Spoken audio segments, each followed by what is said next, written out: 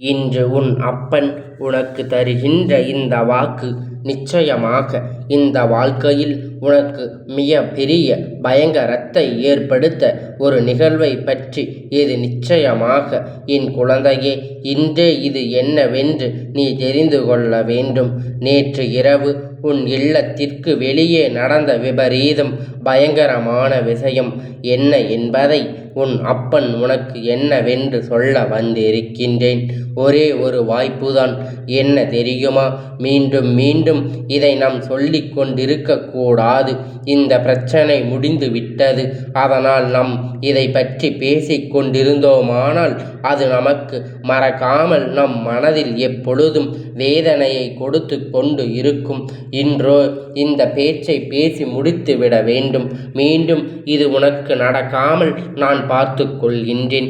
என் குழந்தையே, உன் அப்பன் ஒரு விஷயத்தை உன்னிடத்தில் கொண்டு வந்து சேர்க்கும் பொழுது அதிலிருந்து உன் வாழ்க்கையில் உனக்கு என்ன நடக்கிறது, என்ன நடக்கப் போகிறது என்பதை நிச்சயமாக நீ தெரிந்து கொள்ள வேண்டும்.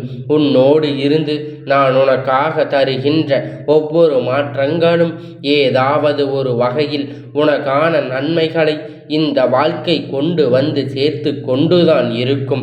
நம்பிக்கை கொண்ட என் பிள்ளை, அன்பு மட்டும் போதும் என்று என் முன்னால் நிற்பது நான் அறிவேன். என் பிள்ளையே, தெய்வம் ஒன்றே தனக்கு கதி என்று நம்பிக்கொண்டிருக்கும் உனக்கு என் நாளும் முன் இல்லத்தின் வாசலில் அத்தனை தெய்வங்களும் காவலுக்கு நிற்கின்றார்கள் என்பதை மறந்துவிடாதே.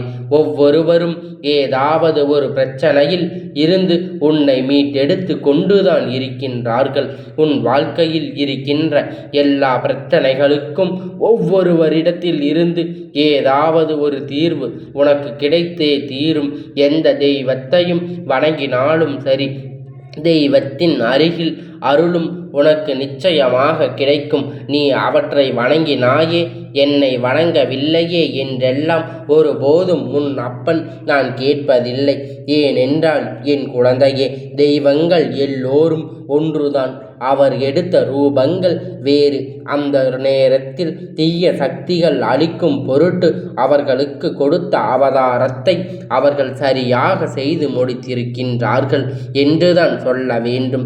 அப்படி இருக்கும் பொழுது தெய்வங்களுக்குள் ஒருபோதும் எந்த ஒரு பாகுபாடும் கிடையாது என்பதை உணர்ந்து கொண்டு யாரை வணங்கினாலும் ஒட்டு மொத்தமாக நம் தெய்வங்கள் வணங்கியதற்கு சமம்தான் என்பதை நீ புரிந்து கொள்ள வேண்டும். அப்படி இருக்கும் பொழுது இந்த வாழ்க்கை உனக்கு கொடுக்கின்ற ஒவ்வொரு விஷயங்களும் நீ என்னவென்று சரியாக புரிந்து கொள்ள வேண்டிய நேரம் உனக்கு வந்து விட்டது.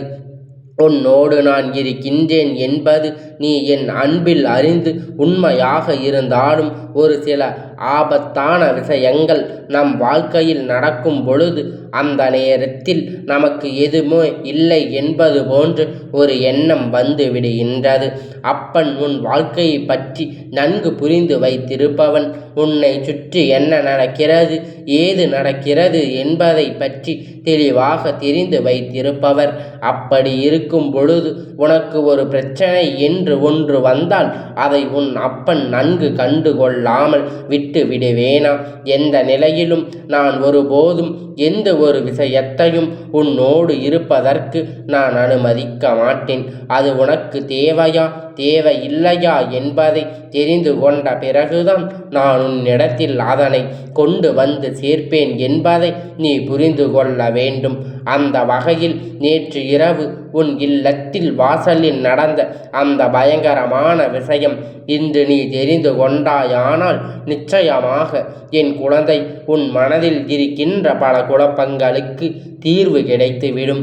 அந்த விஷயம்தான் இந்த வாழ்க்கையில் உனக்கான நன்மையை, உனக்கான நம்பிக்கையை, ஒரு நல்லதை கொடுக்கும். நம் ஒரு நிமிடத்தில் எல்லாவற்றையும் தவறு என்று சொல்லிவிட முடியாது. ஆனால் உன்னை சுற்றி நடக்கின்ற விஷயங்கள் அத்தனையும் நீ நிச்சயமாக சரியாக எப்பொழுதுமே கவனித்து எடுத்து கொள்ள வேண்டும். அதனை எல்லாம் சரியான நேரத்தில் நீ ஏற்றுக்கொள்ள தயாராக இருக்க வேண்டும் என்பதை முதலில் நீ புரிந்து கொள்ள வேண்டும். உனக்கு சொல்கின்ற விஷயங்கள் ஒவ்வொன்றுமே இந்த வாழ்க்கையில் உனக்கு ஏற்பட்ட அத்தனை பிரச்சனைகளுக்கும் மையமாக இருக்கின்றது. நான் உன்னோடு பயணிக்கின்ற இந்த நேரம் இந்த அப்பன் கண்டவுடன் உனக்கு என்ன தோன்றியது? காவல் தெய்வமான உன் அப்பன் நிச்சயமாக நமக்கு எந்த பிரச்சனைகளும் வரவிட மாட்டார். நாம் எங்கு இருக்கின்றோமோ அந்த இடத்தை சுற்றி நமக்கு பாதுகாப்பாக இருப்பார் என்று என் பிள்ளை நீ நம்புவது உண்மைதானே? அப்படியானால் அப்பன் எதையும் நடத்த விடவில்லை என்பதை முதலில் நீ புரிந்து கொண்டாய்.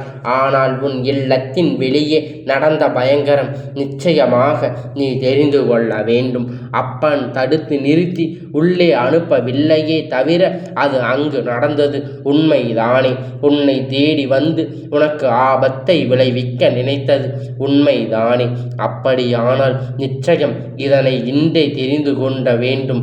நேற்று இரவு நீ உறங்கிக் கொண்டிருந்த நேரத்தில் திடீரென்று ஒரு சத்தத்தை நள்ளிரவில் நிச்சயமாக நீ உணர்ந்திருப்பாய். அந்த சத்தத்தை உணர்ந்து நீ கண் விழித்து பார்த்து மறுபடியும் உறங்கிவிட்டாய் என் பிள்ளையே. அந்த நேரத்தில்தான் இந்த பயங்கரம் இல்லத்தின் வாசலில் நடந்தது என்று உன் அப்பன் சொல்கின்றேன். என் குழந்தையே, பொதுவாகவே நம் இல்லத்தின் வாசலுக்கு வருகின்ற விஷயங்கள் உள்ளே வருவதும் வெளியே செல்வதும் உன்னுடைய கையில்தான் இருக்கின்றது. நல்ல விஷயமும் கெட்ட விஷயமோ அது உன்னை வந்து சேர வேண்டும் என்றால் அதை நீ நினைத்தால் மட்டும்தான் ஏற்றுக்கொள்ள முடியும். நல்ல விஷயமாக இருக்கும் பட்சத்தில் அதை நம்பிக்கையோடு நீ ஏற்றுக்கொள்ள வேண்டும். தெய்வம் நமக்கு காவலாக இருக்கின்றது என்பதற்காக நாம் எப்படி வேண்டுமானாலும் இருக்கலாம். நிச்சயமாக உன்னை தேடி வருகின்ற இந்த விஷயம் எல்லாம் எப்பொழுதும் உன்னை நெருங்கிவிடும். யாராலும் அதன் பிறகு தடுத்து நிறுத்த முடியாது. உனக்குள் எதிர்பாராத எண்ணங்கள் இருந்து அதனை நீ வரவழைத்து இருக்கும் பொழுது வேறு யார் நினைத்தாலும் அது உன்னை வந்து சேர்வதை தடுத்து நிறுத்த முடியாது என்பதை புரிந்து கொள்ள வேண்டும். அதனால் எப்பொழுதும் நல்ல எண்ணங்களோடு எந்த துன்பத்திலும் உனக்கு வாழ்க்கையில் மகிழ்ச்சி கிடைத்துவிடும். சரி, நேற்று இரவு என்ன நடந்தது என்பதை நீ தெரிந்து கொள்ள வேண்டும். நேற்று இரவு உன் இல்லத்தை நோக்கி வந்த தீய சக்தி அங்கே நின்று கொண்டு நான் இந்த அப்பன் நிற்கின்றேன் என்பதை பார்த்துவிட்ட பிறகும் கூட உள்ளே வருவதற்காக அடியெடுத்து வைக்கிறது. அப்பன் நில் என்று சொன்னதுமே அந்த தீய சக்தி ஒரு அடி கூட பின்னால் எடுத்து வைக்கவில்லை. என் இடத்தில் நீ யார் என்று தடுத்து நிறுத்துவதற்கு நான் எத்தனை பெரிய தீய சக்தி தெரியுமா? நான் இங்கு ஒரு உயிரை அழிக்காமல் செல்ல மாட்டேன். நாளைய விடியலில் இந்த குடும்பத்தில் அழுகை சத்தம் கேட்க வேண்டும் என்று அது என்னிடத்தில் சொல்லியது.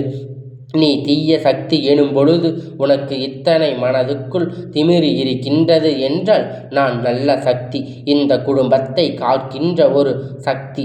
நான் இவர்களுக்கு என்றும் பாதுகாவலனாக இருந்து கொண்டிருக்கின்றேன்.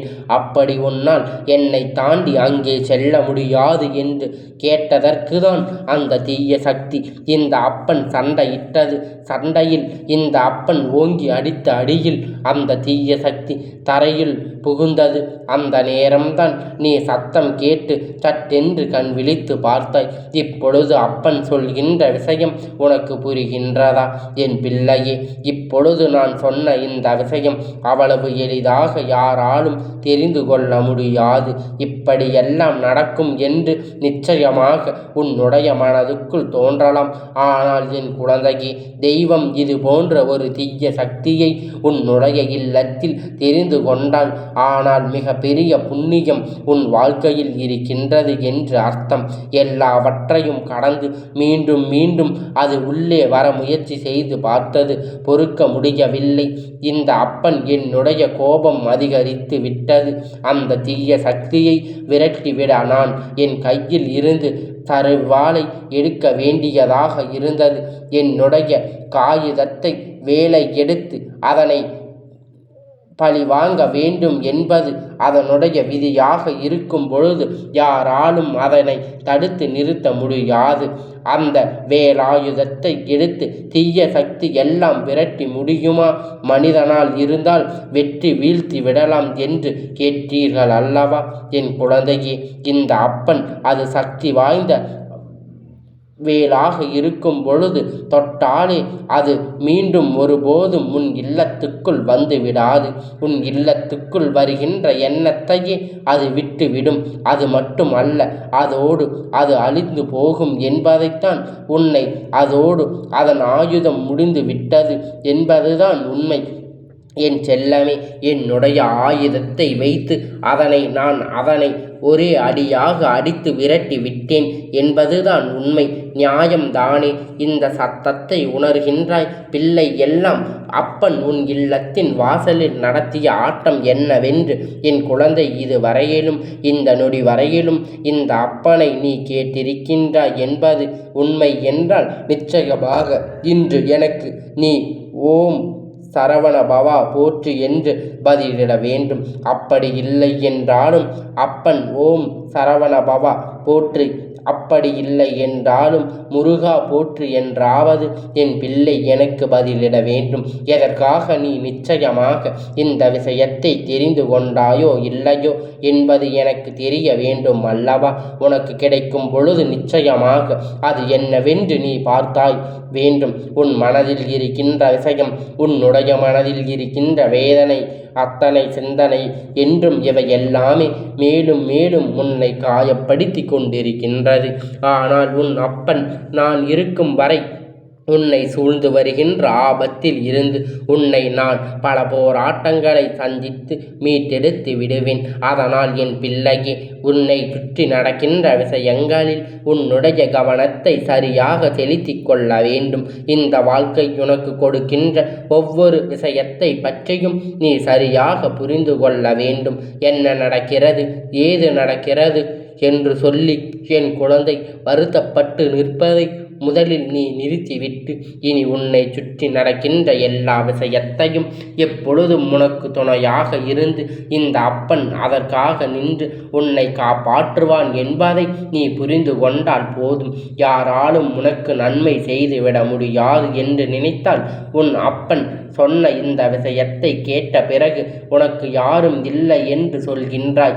யார் இருந்தாலும் இல்லை என்றாலும் உன் அப்பன் நான் நிச்சயமாக உனக்காக இருக்கின்றேன் என்பதை நீ புரிந்து கொண்டாலே போதும். இனி வரக்கூடிய நேரம் இந்த வாழ்க்கை உனக்கு கொடுக்கக்கூடிய அற்புதம் என்றும் இவை எல்லாமே உன்னை மேலும் மேலும் வலிமைப்படுத்தி கொண்டிருக்கும் என்பதை நீ புரிந்து கொண்டாலே போதும்.